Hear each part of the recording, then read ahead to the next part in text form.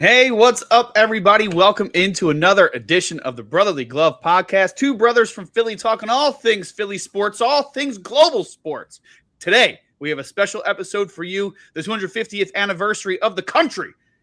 The epicenter is Philadelphia. And of course, that means World Cup is here in our city. So we had to talk about it, guys.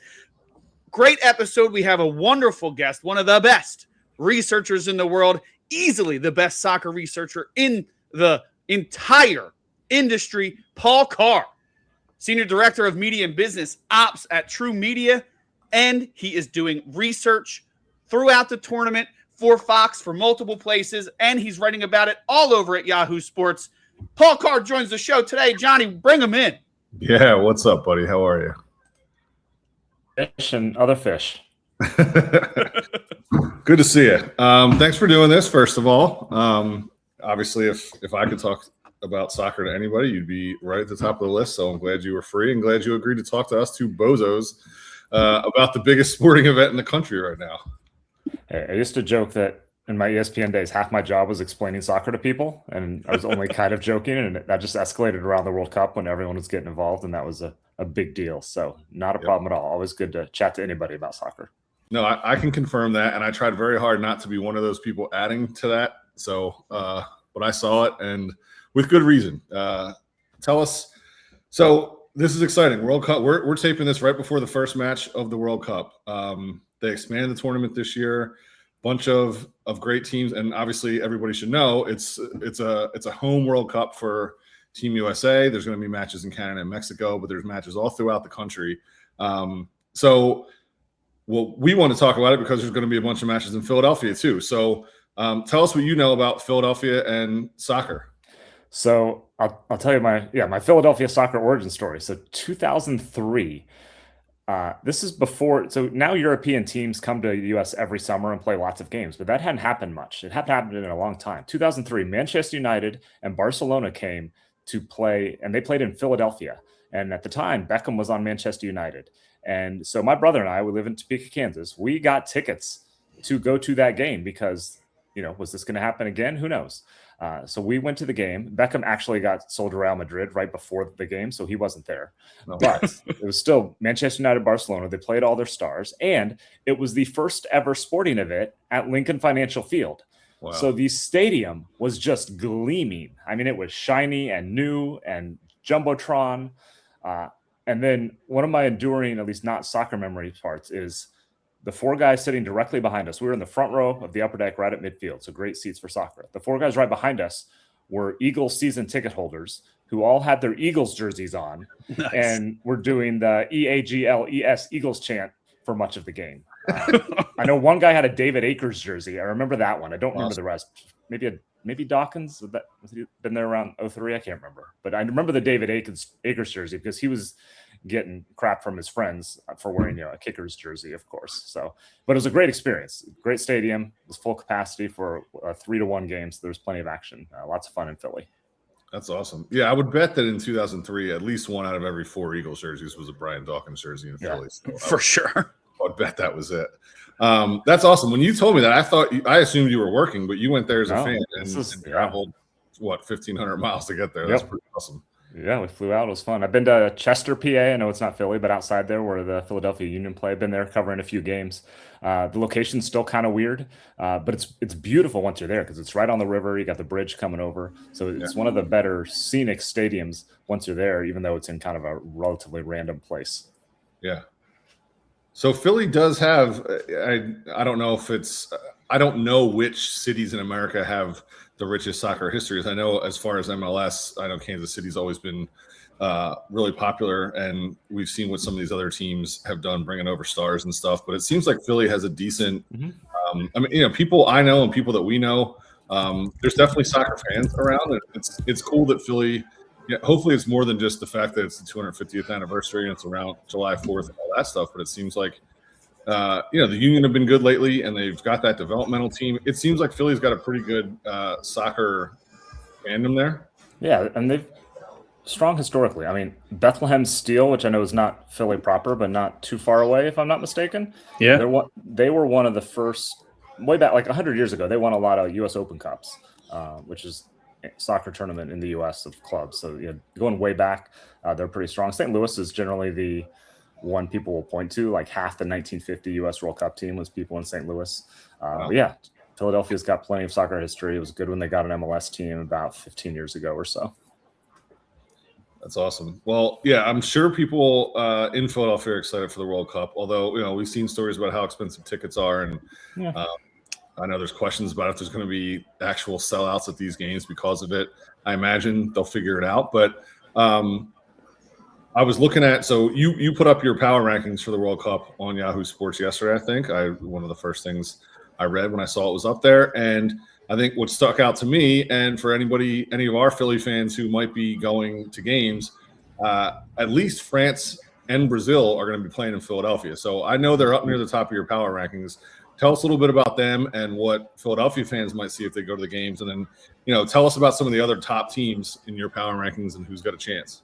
Yeah, so I can start with the Philly team. So I have France number 1 in my power rankings. France and Spain are the 2 betting favorites. They're pretty close depending on what book you're looking at.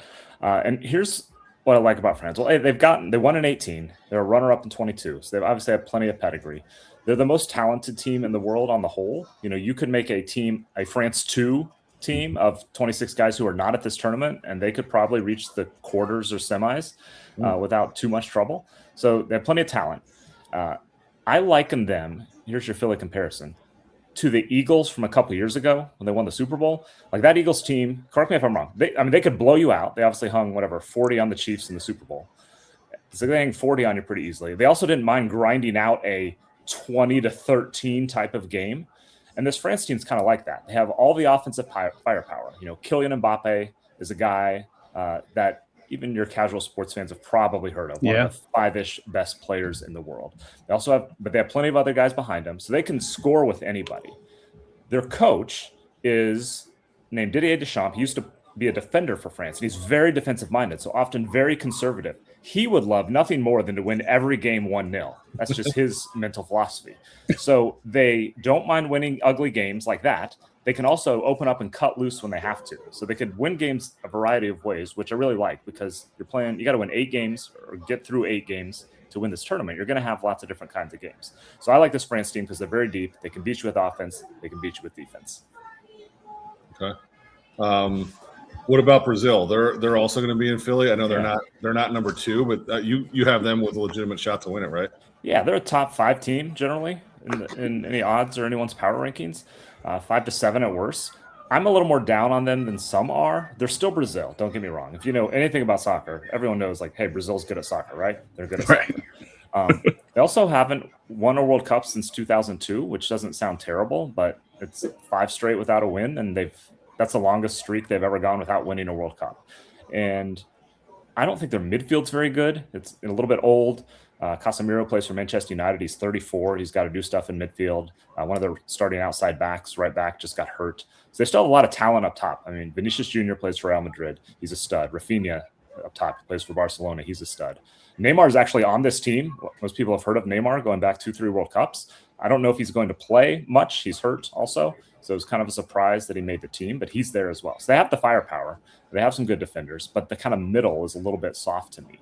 So there's still Brazil. They still have the upside. They still have the talent. They could still, it wouldn't be a shock if they won this thing, but I'm a little lower on them than most people are. All right. Okay. Anybody else stick out to you from the group in Philly before we move on to some of the other favorites? Yeah, I mean, Ecuador's going to play in Philly in their first game there against Ivory Coast on Sunday. I like Ecuador quite a bit as a sleeper. They only give up 5 goals in 18 games in qualifying, so very strong defensive team from South America, obviously, so maybe a little more used to these weather conditions you're going to see in the U.S. So I like them as a sleeper, not necessarily to win it all, but to make a run to the quarters or to the semis. I think they've got a chance there. So that's one team to watch that's going to be in the Philly area or in Philly. Okay. Not the first person I've heard mention that too. So good team to keep an eye on. Ecuador there. Yep. All right. So it sounds like there's a decent chance if you go to the Philly games, you might see the World Cup winner. Yeah. You got Brazil, you got France. I mean, there's the game on the 4th of July is, I was trying to do the math on who might play in that game. Let's see, it's the winner of E, the winner of I are the most likely teams to get there. So that would be say Germany against France. So, Germany's the sixth, seventh favorite. I don't know that they're as good as Germany has been, but they certainly could be by that point. So yeah, that game could on the 4th of July in Philly could be big. And if that's a France-Germany game, the winner of that could obviously go win the tournament. Okay. That's huge. Big for Philly fans. Yeah. So let me ask you, I'll ask about some other favorites in two different ways. First, what I noticed was the last 6 tournaments have been won by 6 different countries. Yep. Back to 2002, Brazil, Italy, Spain, Germany, France, and Argentina won the last one. Do you think we get a 7th different team in the last 7th, or do you think one of those 6 is likely to win it? Wouldn't be a shock if it were somebody different. I mean, your 2 leading candidates are England and Portugal. England has about as much talent as anybody outside probably France and Spain. They have a new manager named Thomas Tuchel, who they're hoping can kind of open things up. England has been a very conservative team under their previous manager at the last few major tournaments. So they have the possibility. I don't feel great about England coming into the U.S. and winning a World Cup on our 250th birthday, but because England already looks down at its nose at the U.S. about soccer or football as they call it in general. So I don't really want them to have that to hold over us. So I'm kind of rooting against that. Portugal's never won a World Cup. They've had a lot of talent for the last 20 years, and hasn't quite come together for them. I'm not sure that it will this time, but they're the 4th favorites. They could make a push as well. So it's England or Portugal, the 2 most likely teams that haven't won it in the last 6 tournaments or so that could break through. Okay, and then so great way to connect that. Portugal. I'm full admission. I'm basically like a Messi, Ronaldo, and then World Cup type soccer fan. Yeah. So with Ronaldo at Portugal and Messi at Argentina, the thing that stands out to me, not knowing much and knowing those guys are closer to the end of their careers. Messi won the World Cup, led Argentina through it the last time. I know Portugal hasn't done it, but they've had. Did they win a big tournament in the last few years? Portugal won Euros in 2016, and they won Nations League, which is kind of a secondary tournament in Europe a couple times since then. Euros is the one I remember being in the airport for, and I forget we're coming from Baseball Tonight or something probably. But remember watching that one. So, but with those guys towards the end of their careers, it stood out to me that their teams are still really high on the list of favorites. So they're not just a Messi and Ronaldo led team, right? They both got real chances to win. Yeah, I mean, Messi is 38, turns 39 during the tournament.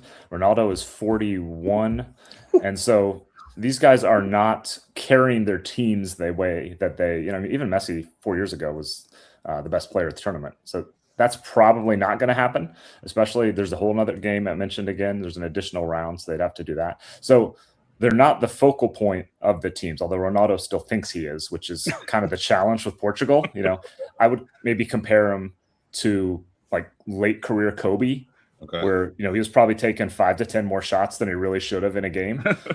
So that's kind of Ronaldo when he's on the field, and Portugal has that juggle of he's still Ronaldo. He can still do things, and he does have kind of a gravity on the field where he's going to draw people, and that opens things up for everybody else. Right. But they also kind of change what they're doing a lot of the time when he's there, which isn't, I think, optimal. So both those guys are still important to the team. I would say Messi is probably more important, but they're still not going to carry the teams the way they have over the last decade or two. Gotcha. All right. Yeah, go ahead. That kind of takes me into a question. Johnny mentioned we're casuals when it comes to soccer, and we know the big names of what feels like when you say their ages. I hear 38 and 41 running around for that long, that many games. My knees are hurting right now. Yeah, seriously. So we know the big names of the last generation. If you are a casual fan like me or Johnny, and you just want to get involved and get excited and get on the bandwagon that is the World Cup, who should they be watching as you mentioned Mbappe as a current star? Who's the next generation, or any other current stars that maybe are lesser known for the casual fans? The biggest one, and this guy's obviously well known to soccer fans, but for Spain, they have an 18-year-old named Lamine Yamal, who maybe people remember scored a couple great goals at Euros 2 years ago when Spain won the title. Again, not a surprise. He was the best player in La Liga this season, but he's someone who maybe doesn't have that casual appeal or knowledge yet. So he could break out. He's been battling a little injury, so it's possible he doesn't play in the first game or two, or doesn't play a lot. But Spain's probably going to make a run, and Yamal is a difference maker for them that they probably need to do well. So again, 18-year-old is just electric on the ball, attacking from the right wing. So that's one that I think will just he can elevate his popularity, his awareness, whatever you want to call it, into the casual, U.S. fan market. Pick another one. Again, this is not a sneaky pick, but there's a guy named Michael Olise. He was the Bundesliga Player of the Year. He plays for France, and he could, I think, kind of steal the show from Mbappe. He does more different things in some ways. He can create a little more than Mbappe can. He might not have Mbappe's, especially straight ahead explosiveness, but he can do some different stuff. He'll dance on the ball a little and make things happen. So I think he could win best player at the tournament, I think, pretty easily, especially obviously if France makes a deep run. So that's another one that, known to soccer people, even less known than Yamal is, because Olise really hasn't had an international stage yet with France. So there's a couple, kind of top guys who could break through into the casual U.S. sports fan market. Cool. I think Yamal might already be doing it, because one of my friends in a group chat sent me a tweet of pictures of Yamal at Walmart in the middle of Georgia. So yeah, I saw those. It's really funny seeing all these teams and stars in relatively random places. Algeria is staying in Lawrence, Kansas, about half an hour from where I am, where KU is, and they're staying at a DoubleTree there. And someone texted me, they're like, "Hey, is there a soccer team at this DoubleTree?" I was like, "Yep, that's Algeria. There you go." That's awesome. That's crazy. FIFA couldn't do better with all that money. They couldn't do better than DoubleTree. I mean, some are. I forget. I want to say it's Austria is at the Ritz-Carlton and. Is it Santa Barbara or something like that? There's I don't know how much is FIFA versus teams, and some of the better teams have better facilities. Some of that is money related, and some is just the way it all falls within FIFA. Yeah. You mentioned seeing the players at random places like DoubleTrees in the middle of the country and all. One of my favorite things. There's a guy I write for the Metro in Philadelphia. Mm-hmm. There's a guy who's doing our World Cup coverage, Jimmy King. Shout out to Jimmy, great follow. He does great writing about the actual sport. He's our top union writer also, but he's really been focused on the culture and the fan experience leading up to the World Cup. So he's doing a lot of the behind the scenes visits, looking at Fan Fest that launched today. And he said his biggest surprise is bumping into international fans who have already flown in and them being shocked that Philadelphia has culture. And that in America, they just feel like they know it from afar. Their first time in America, and wow, you guys have great stuff here. Yeah. It's really going to be interesting to me to see how all these different cities deal with that, because you're introducing. There's a lot of games in Kansas City, and most people outside the country don't know much about Kansas City, which is fine, but they're going to learn different things and find the right pockets and whatever. But I'm also just interested. I mean, you guys have probably read just all the logistics, because so many of these stadiums are not where they say they are. Right. MetLife Stadium obviously is not in New York City. Yep. Levi Stadium is not in San Francisco. It's in Santa Clara. Hard Rock is almost Fort Lauderdale, not Miami. So all these stadiums, just from a practical standpoint, people got to get to these different places. Kansas City has the issue. The stadium's in Kansas City, but you can't walk there. It's not in a walkable place. You have to take a bus or an Uber or whatever it's going to be. So there's going to be interesting challenges as people both I have to figure this out as someone who lives here, and let alone people who are coming in from different countries and maybe have language barriers that also have to figure it out. So that's going to be an interesting challenge we'll see throughout. So speaking of that, are you going to be at any games for work or just as a fan? Just as a fan. Yeah. I have Ecuador Curacao tickets on, I think it's June 20th. I have quarterfinal tickets, which if everything fell right, it would be an Argentina-Portugal Messi-Ronaldo quarterfinal. It probably won't, but we got to dream a little. But it's not far-fetched. If seeds held, essentially, they both win their groups, they both win the next. They'll be favored in those two knockout games to get to a quarterfinal there, which might make the soccer world explode. But so those for sure. I got a couple other group games in Kansas City I may go to as well. So it's gonna be fun. That'll be awesome. And then for work as a fan in the past, how many World Cups have you been to? What have you, which ones, and what stands out to you about the World Cup? I've never gone. I think a lot of casual fans like us have never gone. It's a really fun bandwagon experience. I've been into the Team USA matches, women's and men's. Get really into it, and also then feel the disappointment when they lose, which is funny. I couldn't name half the players a couple months before that. It's such a great bandwagon experience, but what stands out about being at a World Cup? I know you've worked a bunch, and how many have you been to? I have been to 3, 2 men's, 1 women's. 10 and 14 in South Africa and Brazil on the men's side, and 11 women's was in Germany. And this is the 8th one I've worked. So some of those are just working from afar, writing notes and doing support. What stands out? I mean, there's so many things. I guess I'll pick a couple. One, so you remember the Landon Donovan goal against Algeria in 2010. So yeah, people know where they were. And I was in studio and like working, I'd writing out my US gets eliminated notes to hand to Bob Lee. US scores.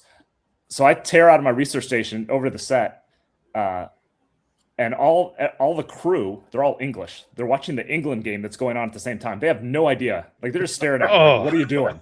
So I know what to celebrate with. So that was something until everyone else came in and whatever. But then I went back to the hotel like at 2 a.m. once we're done, and that's when all those online videos of people watching at a bar or whatever.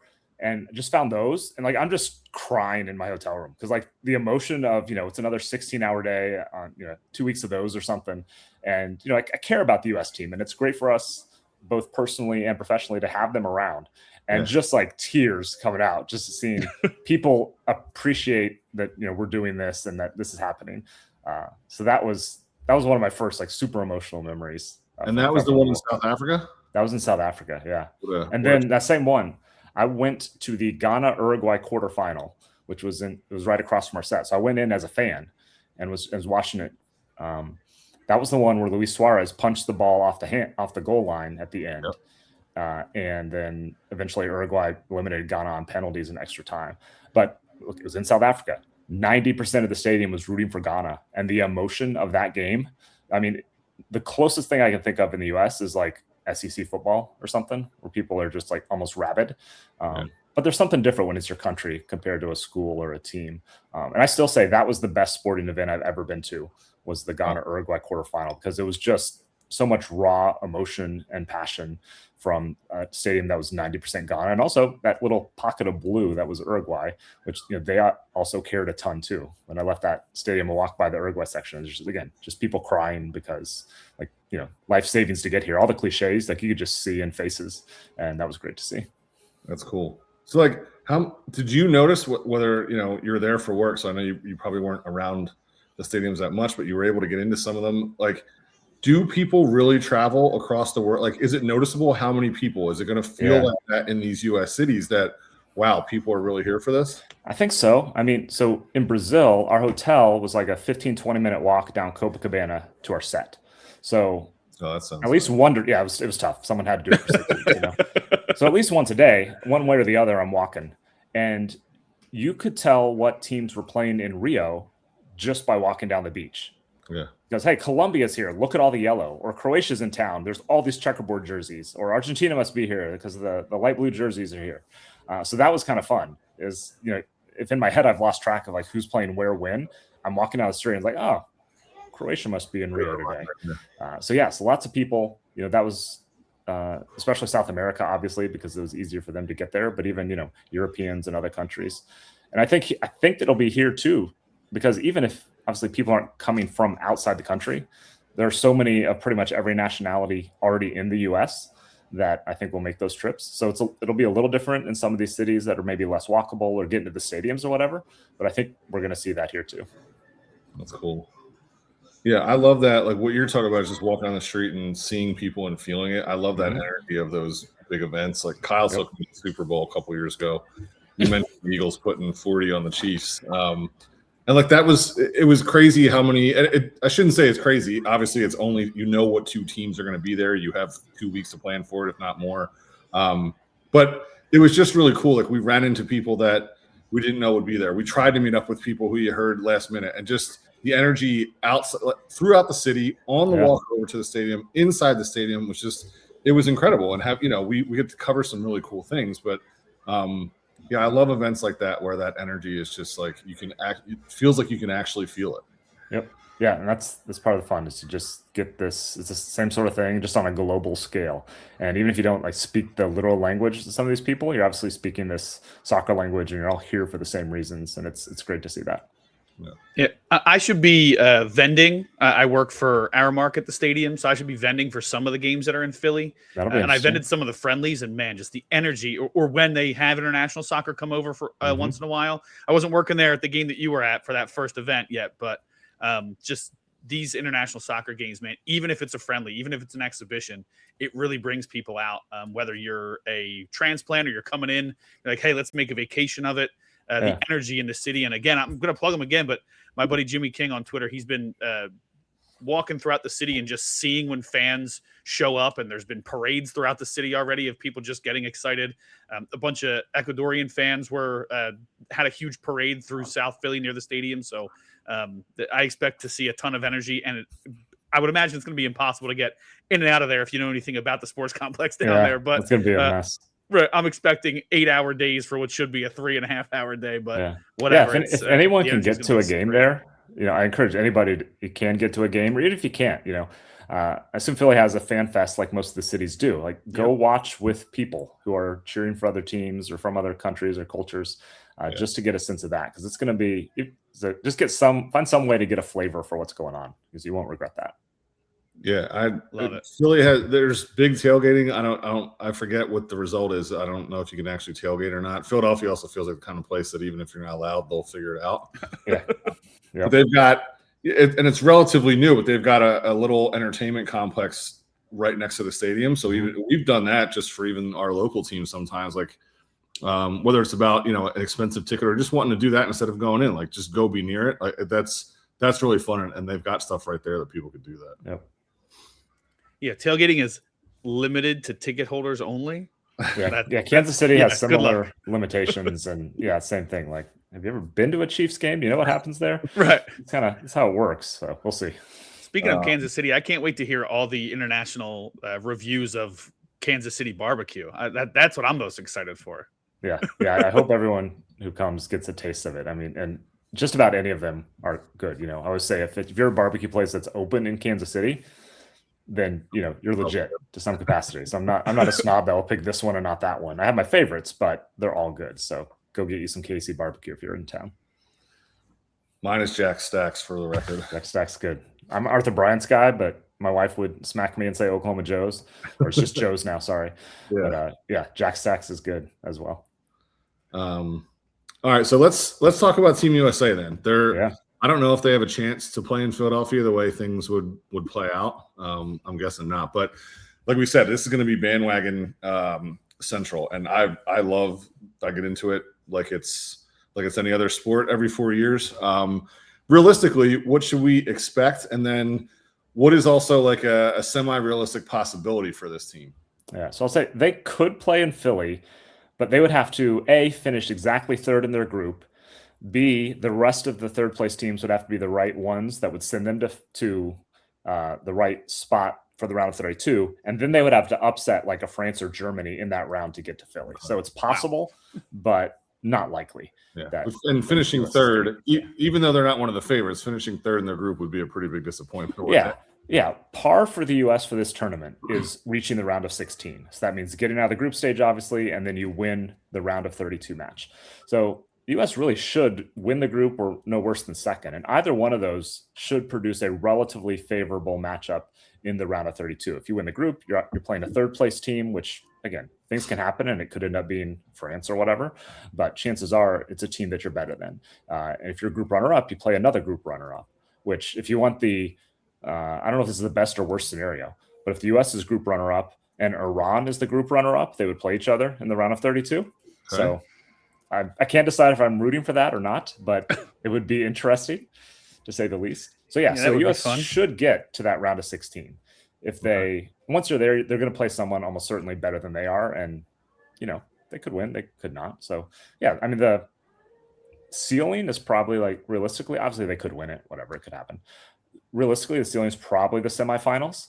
If you win the group, you could get a couple favorable draws. Maybe someone else knocks out a top seed for you, something like that. But round of 16 is what I would say is par for the tournament. If they don't get out of the group, it's an utter disaster. If they lose in the round of 32, it's probably not good. It depends a little bit on the team you lose to and how you do that. But round of 16 are the expectations I have for this team. Okay. Question about Team USA for me, because I was trying to get brushing up a little bit so I would sound a little less like I don't know what I'm talking about, talking to you, Paul. So I was listening to Unfiltered with Landon Donovan, and he brought up the goalie decisions leading into this World Cup for Team USA. So it seemed like there was a pretty good idea that it was going to be Matt Turner. Then they went to Matt Freese. Can you just kind of give shed some light on that for those who may have been following Team USA a little more closely? So Matt Turner started at the last World Cup. He only had about 20 caps at that point, but he was still pretty clearly the number one. In the last 4 years, he went to Arsenal from New England, which is a great move, but he didn't play at Arsenal. He barely started. He played a few games, but not very much. So he came back to New England this year and has been playing again. So he was still kind of the presumed number one until about a year ago when new coach Mauricio Pochettino decided to put Matt Freese, who plays for NYCFC here in MLS, put him in net. And he's been Pochettino's number one for the last year, and he's the guy we expect to see in goal. Now, so Freese right now has 15 caps. He's played 15 times for the U.S. That'll be the least experienced keeper that the U.S. has had in the modern era since the 1990 World Cup. So there's some questions there. He's done well in the Gold Cup, which is kind of the regional competition, but the World Cup's obviously a different stage. So it looks like Matt Freese is going to be the guy. If he's not, and it is Matt Turner, there's not much difference. I don't know if there's much concern with either one of them, but you do have those questions about Freese's inexperience at the highest level. And I know we talked about what the potential expectations are for them, but to again kind of go back to some guys who know what they're talking about in that podcast, do you feel like let me rephrase. What do you feel the team's biggest weakness is if someone wants to kind of harp in and watch something closely during the game? Yeah, I mean, we can look at either end of the field. U.S. hasn't had a great number nines, starting forward for the last couple of years, but it looks like that's plugged. They have 3 guys who all scored 18 or more goals in Europe this season, so I think that's taken care of. Defense is going to be the challenge for the U.S. So the last 11 games coming into the World Cup were all against current World Cup teams, so that's good. They played a great schedule, etc. U.S. only had 1 shutout in those 11 games. So they gave up, obviously at least a goal, sometimes 2 or 3 or 5. So that's the big question. And Chris Richards, who is their best defender, he hurt his ankle a few weeks ago with Crystal Palace in England. So we think he's going to be ready for the first game tomorrow, but not totally sure. So if he's not there, that obviously weakens the defense and raises question marks more. So the real question to me about the U.S. ceiling is, will the defense hold up? That goes for the back line. That goes for the keeper. Because I think the attack is better than it has been. But can that defense hold up is the big question. And then, so you mentioned the attack. Who are the guys we should expect to see scoring goals if they're winning matches? Yep. So everyone knows Christian Pulisic. He scored against Senegal, which was his first goal for anybody since December, which isn't great. But his underlying numbers look a lot better. He's still getting plenty of chances. So not concerned about him, but he's, the headline guy. He's the guy in the commercials and everything. The new guy for your casual fans, his name is Folarin Balogun, or Folarin Balogun, if I'm going to say it right. He was born in Brooklyn because his mom came over when she was 7 months pregnant and they wouldn't let her back on the plane to England. So that's how he plays for America. But he grew up in England, was in Arsenal's academy and switched over to the U.S. a couple years ago. But he's the starting number 9, the starting forward for the U.S. And he's been playing in France and putting up double-digit goals regularly. So if he's scoring goals, then the U.S. offense is just clicking and he's done it fairly consistently, a goal every 2 or 3 games for the U.S. So he's a new name, a new face, got a great smile, has big diamonds in his ears when he's not playing. So he's a guy that can catch some eyes over here. But Folarin Balogun, or people call him Flo, which is easier, Flo Balogun. If he does well for the U.S., that's going to be a really good sign. Love it. Got it. All right. Keep an eye on Flo. Let's go, Flo. And what about the new coach? I obviously don't know anything about tactics, but what is the difference with the new coach? And if they are going to have some success in this tournament, what will the new coach bring to the table that kind of pushes them a little bit? Yeah, so Mauricio Pochettino is the coach. He is coached at some of the biggest clubs in the world, your Tottenham, your Chelseas, your PSGs. He's been here about a year and a half. He's going to leave after the World Cup, almost certainly, which is fine. He was just hired to get through this.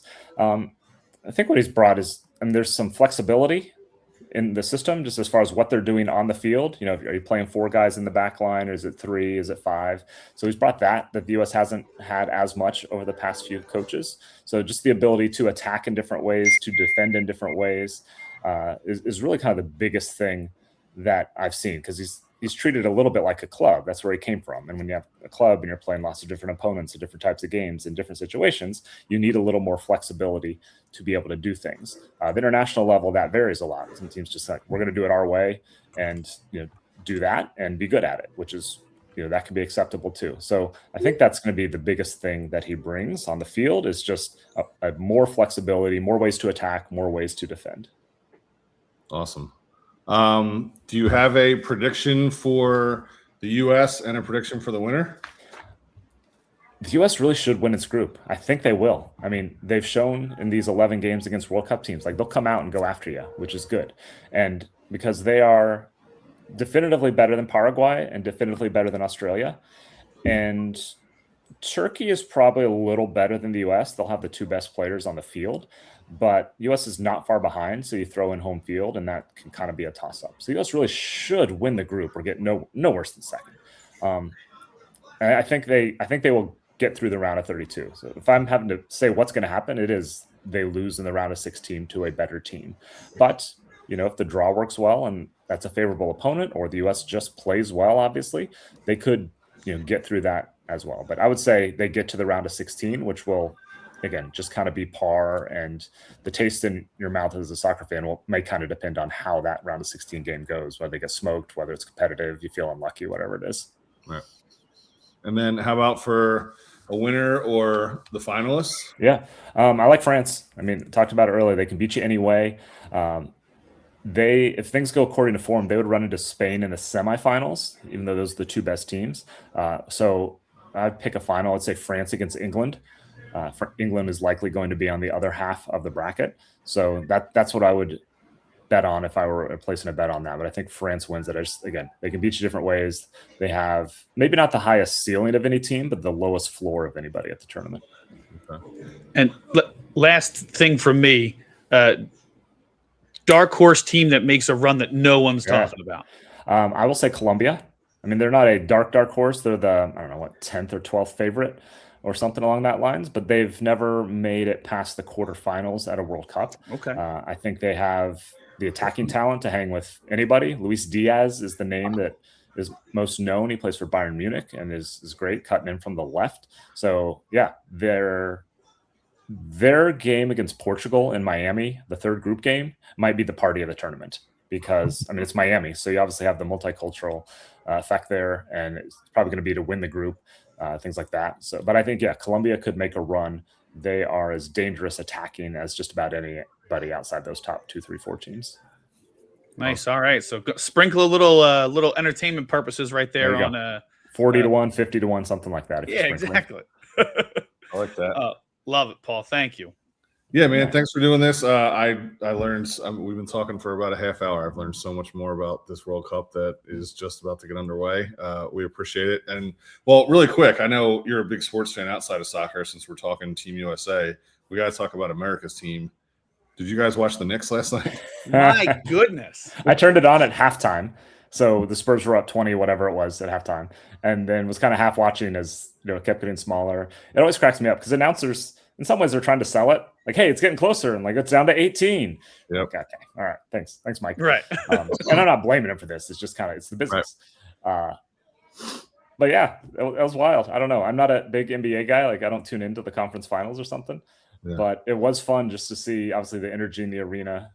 As a casual NBA guy, see all the stars that they kept showing. And the Spurs blew it. I don't know what else you can say. He scored, what was it, 30 points in the second half? Yeah, it was after their biggest lead was 29, and that was a little bit into the 3rd quarter. And then it started when they were up 29 when Wemby got called for that flagrant foul. Beginning to the end.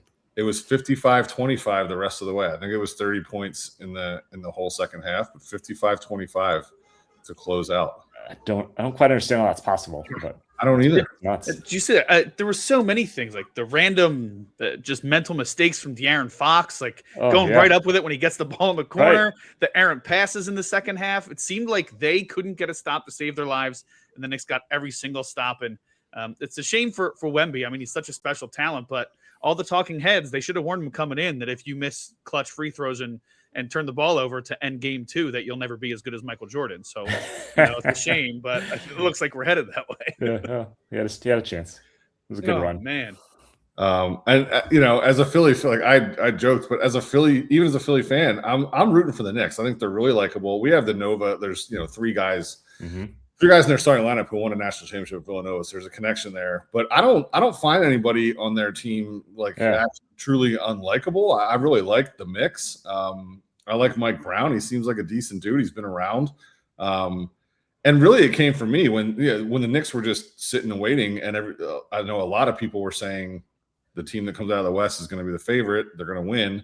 I didn't think it was that obvious. But I guess I'm sick of the Thunder and the Spurs. Like, you know what I mean? The Thunder already won. I mean, as someone in the Midwest, it's a long time. Yeah, as someone in the Midwest, I mean, we're definitely not sick of Thunder or Spurs in general. Right. And there's just that knee-jerk reaction to another New York team doing well. But I agree with you that, like, I don't dislike anybody really on the Knicks. I'm glad I'm not living out where you guys are, with maybe surrounded by Knicks fans. I don't think I envy that. Yeah. Being in New England or New York or Pennsylvania, where there's a lot of them. So that I don't miss, but I don't dislike like this Knicks team specifically as much as kind of the general idea of New York winning a title. The Knicks were all the talk at preschool drop-off this morning with the teachers and the kids. Wow. That's great. Yeah, it was good. I hear what you guys are saying, but I just cannot bring myself to root for the Knicks. So I wouldn't say I'm rooting for them, but I'm not hating on them too much. Just fans.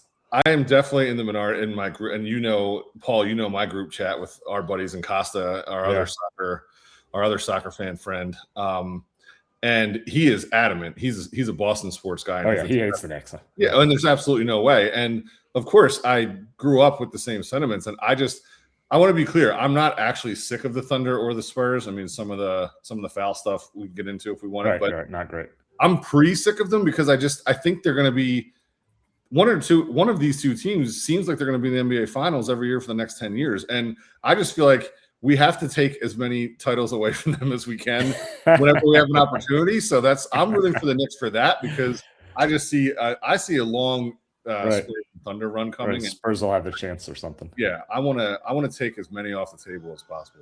There you go. Just throw Knicks in there just to break it up. I see that. I'm definitely in the minority, but I don't know. Last night, I thought last night was awesome, and I had no true dog in the fight. And you feel a little bit bad for guys. Like, I don't like seeing athletes give it away. Sports are tough. Right. It's really competitive, and people's reaction. How can you do that? Well, things move fast, and you think you've got a chance to win, and things seem like they're slipping away, right? And you want to be the one to make a play. Like, I get where all that stuff comes from. It happens. Yeah, I'm sure De'Aaron Fox thought he had a wide open layup. Right. For a second. And these guys, the OG Anunoby has been incredible. I think he's been their best player in this series. Oh, He's been awesome. Yeah, man, when a guy makes a play like that and then comes out and does what he does on the other end, it was awesome. That's why we love sports. Yep. Yeah, you never know. All right, Paul. I think the other cool thing, July 4th, there will be a game in Philly, and I was thinking, depending on when we did this, there's Philly's Royals series is also that weekend. So if we were closer to that, talking July 4th World Cup soccer in Philly, we could have done a little Phillies Royals preview. I know the Phillies have turned things around a little bit. I don't know. Royals not so much. Not so much for the Royals right now. They need to they score like it's a soccer game, which is not good. So that's the challenge here. Yeah, the Phillies had been doing that. We were talking about that on Monday. Kyle, it's funny, over the weekend, Kyle was texting me. I think we talked about the improved offense, and I was like, has the offense improved? Like, challenging him eyebrow up, and they have. They proved me wrong. So, yeah, Phillies are back on track, and I think it's a couple of weeks we'll get to see the Royals. Yeah. Well, I hope they score some runs there. All right, Paul. Good luck with the coverage, Paul. All right, thank you. Thanks, we guys. can't thank you enough for this. I feel enlightened, and I'm pumped for this to start. And let's go Team USA. Go USA. It's going to be fun. All right. Thanks, Paul. Appreciate it. All right, Johnny. That was our World Cup coverage. Hopefully we'll be able to revisit with Paul again throughout. I know he's going to be a busy guy, so we'll at least check in with him over text and check out his coverage over at Yahoo. If you haven't done so already, get yourself set. This has been another edition of the Brotherly Glove Podcast. We appreciate you guys tuning in to our special World Cup edition, and make sure you stay tuned because next week we'll be back talking all things Phillies and give you any updates from the Eagles and Sixers as they come our way. Johnny, I'll see you in the next one, man. See ya.